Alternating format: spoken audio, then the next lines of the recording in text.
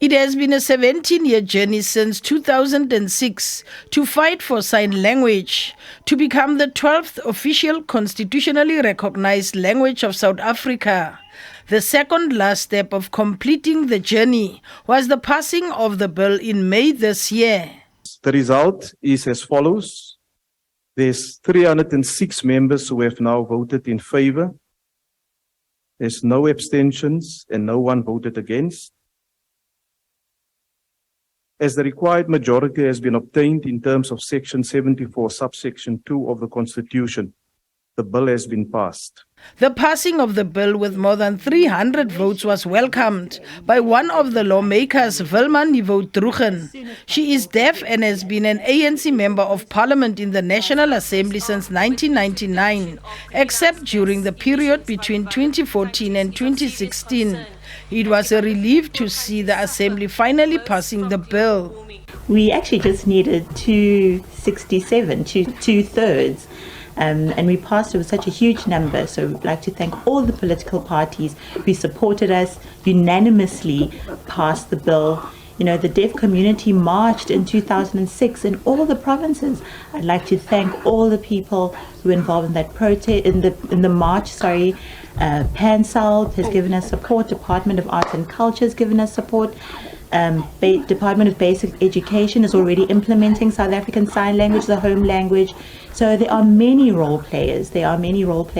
Not just Parliament, but outside of Parliament. So really want to thank them all for that. The National Legislature insisted that it's always ready to cater for more public representatives who use sign language should they be elected to serve in Parliament in future. We are ready because there is precedent. We are ready because institutional arrangements are such that we must accommodate these arrangements. They are as entitled to be here as anyone else, and they are as entitled to participate here as anyone else. And they should not really, the institution must do it such that they don't have to feel different from the rest of the people who are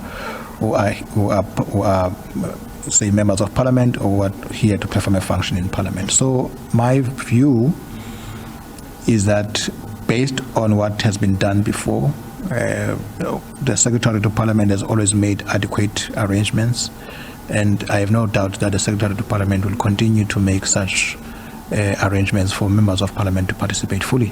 The historic signing of the Constitution 18th Amendment Bill into law took place at the Union Buildings in July this year. It happened more than 2 months after the Assembly had passed the bill. The need for more sign language interpreters to enable those with hearing disabilities to access crucial services was highlighted. It is also crucial that there are sign language interpreters to enable access to services for people who cannot hear or hear properly.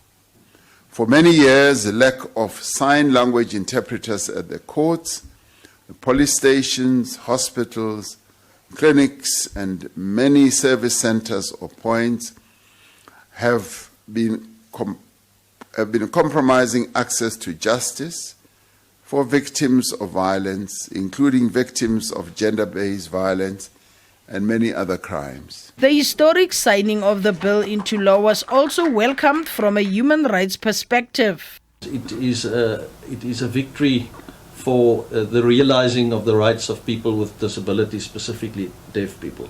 This will, of course, have huge implications. The Human Rights Commission has also started to assess the implications for the state in particular, but also for itself, because sign language will have to be offered at state institutions, also at the Human Rights Commission, to make these institutions and its services more accessible to deaf people. It's now official. SA Sign Language is the 12th official language under Section 6 of the South African Constitution to make provision for the deaf and persons with hearing impairments. Mercedes Besent, SABC